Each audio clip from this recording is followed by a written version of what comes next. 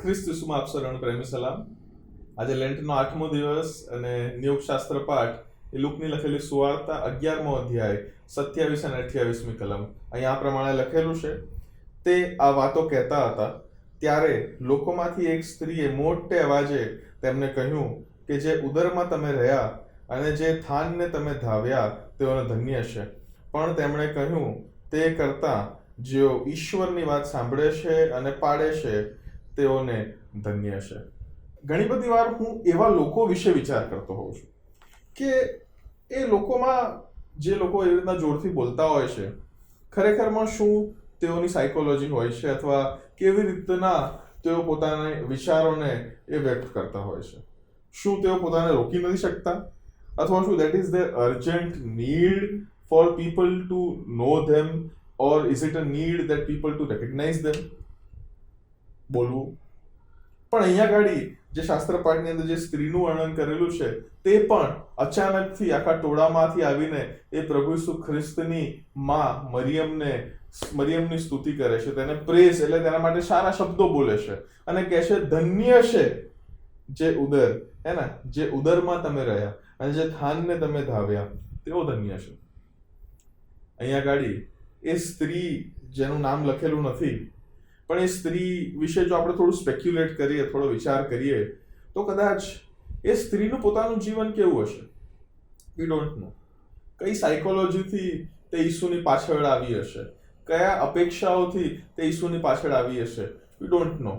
શું તેનો પોતાનો જે પુત્ર હશે તે સારી રીતના પોતાનું જીવન જીવી નહીં રહ્યો હોય? અથવા શું તેને પુત્ર હશે ખરો? શું તે વિધવા હશે? અથવા શું તેમને બાળક નહીં થતા હોય? We don't know what the context of the situation is. પણ પ્રભુ ઈસુ ખ્રિસ્તનો જે પ્રત્યુત્તર અહીંયા આપવામાં આવેલો છે તે પ્રત્યુત્તર એ મને તમને એક સારી નિસરણી આપે છે. પ્રભુ ઈસુ આપણને ઘણી બધી વાર આપણે જ્યારે સંઘર્ષમાંથી ગુજરતા હોઈએ છીએ, you always feel that the grass is greener on the other side, કે સામે જે અથવા જે બીજાઓનું જે જીવન છે તે આપણા કરતાં ઘણું સારું છે.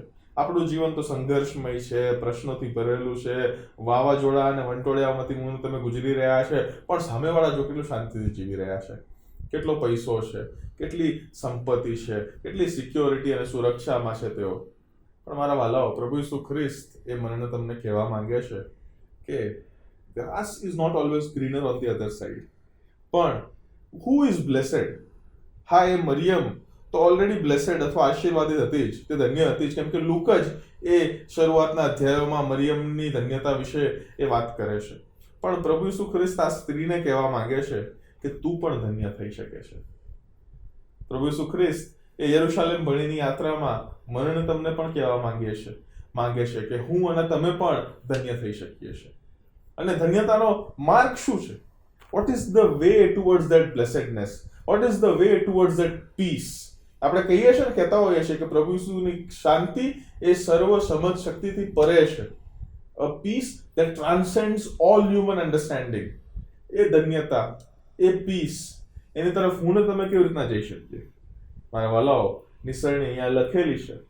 પ્રભુનું વચન અહીંયા કહે છે, પણ તેમણે કહ્યું, તે કરતા, એટલે મોર બ્લેસેડ ધેન કન્સીવિંગ જીસસ ઓર ફીડિંગ જીસસ.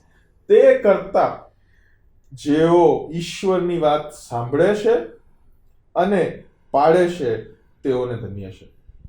પ્રભુ ઈસુ ખ્રિસ્ત જ્યારે આ શબ્દો બોલી રહ્યા હતા અને લુક જ્યારે આ શબ્દો લખી રહ્યો હતો, એ બંને વચ્ચે ઘણો તફાવત છે.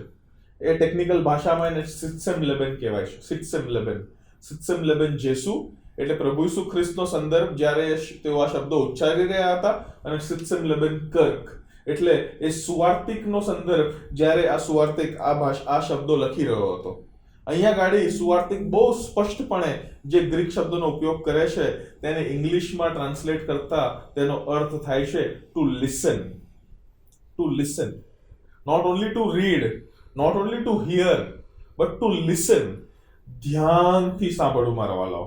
એવી રીતના સાંભળવું કે બોલનારની વાણી એ સાંભળનારના કાન અને જીવન પર અસર કરે અને તેના જીવનમાં પરિવર્તન આણે. જે ઈશ્વરના વચનો સાંભળે છે, ધ્યાનથી સાંભળે છે, એ અવાજ પ્રભુનો જે છે, ઈશ્વરના વચનનો અવાજ છે, એ આપણા જીવનો પર ઓવરપાવર કરે છે. ના કેવળ ઓવરપાવર કરે છે, પણ આપણા જીવનોને ડાયરેક્ટ કરે. That is the ultimate agenda. જે ઈશ્વરના વચનો ઇન્ટેન્ટલી લિસન કરે છે, સાંભળે છે અને પછી પાડે છે. Only listening is not sufficient. કેવળ એ ધ્યાનથી ઇન્ટેન્ટલી સાંભળવું એ સફિશિયન્ટ નથી મારા વાલો, but to act upon it, એ ઈશ્વરના વચનોને પાડવું એ મારા તમારા જીવનની એ ધન્યતા તરફની અને એ અજાયબ જેવી શાંતિ તરફની એક ચાવી બની જાય છે. એ પ્રભુના પ્રાવધાનો અલગ અલગ જીવનોમાં, અલગ અલગ કુટુંબો માટે અલગ અલગ રીતના હોય છે.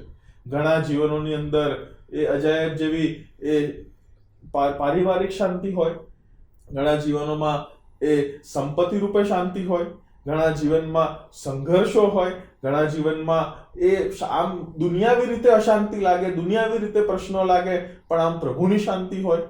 એ પ્રભુના પ્રાવધાનો અલગ અલગ જીવનો માટે હોય છે મારા વાલાઓ. પણ એ અલગ અલગ પ્રાવધાનોની અંદર પણ મારે ને તમારે એ પ્રાથમિક સ્થાને ઈશ્વરના વચનને સાંભળવું અને પાડવું, જો એ રાખીએ તો હું ને તમે પણ ધન્ય હોઈ શકીએ છીએ. હું ને તમે પણ એ ઈશ્વરની શાંતિનો અનુભવ કરી શકીએ છીએ. હું અને તમે પણ એ યરુશાલેમ ભણીની પ્રભુની જે યાત્રા છે તેમાં સહભાગી બનીને હું અને તમે આપણો વધસ્તંભ ઉચકીને, કેમ કે કોના જીવનમાં સંઘર્ષ નથી હોતા? દરેકના જીવનમાં સંઘર્ષ હોય છે, પણ એ સંઘર્ષ અને એ પ્રશ્નો અને વાવાઝોડાની ઉપર એ પ્રભુની શાંતિ મને તમને ત્યારે જ મળે છે જ્યારે આપણે શાંતિને પ્રભુના વચનોમાં શોધીએ છીએ. દુનિયાની સિક્યોરિટીઝ એ મને તમને ક્યાંય નહીં લઈ જાય. નાનકડા કોરોના વાયરસે ગત વર્ષોમાં મને તમને શીખવી દીધું કે એટલો નાનો વાયરસ પણ આપણી જેટલી સંપત્તિ, આપણા જેટલા સંપર્કો, આપણે જેટલામાં પોતાની સુરક્ષા માનતા હતા એ બધા શૂન્ય બરાબર થઈ ગયા. બેંકમાં કરોડો રૂપિયા રહ્યા, પણ એ 4 દિવાલની બહાર નીકળી શક્યા હતા? નો. મોટા લોકોને ઓળખતા હતા, આપણી ઓળખાણો હતી, પણ શું એ ઓળખાણો ત્યારે કામ લાગી જ્યારે એ 4 દિવારોમાં ક્વોરન્ટાઇન થવું પડ્યું? ના. પ્રભુ ઈસુ ખ્રિસ્ત એ માણસ જાતને એ કોરોના વાયરસના પેન્ડેમિક દ્વારા બેક ટુ બેઝિક્સ એ શીખવી રહ્યા છે. Back to basics. આ પ્રભુનું વચન, એને સાંભળવું અને તેને પાડવું, તો જ પ્રભુની જે શાંતિ અને પ્રભુની ધન્યતા છે તેનો આપણે અનુભવ કરી શકીશું. પ્રભુ આપ સર્વને આશીષ આપો. આમેન.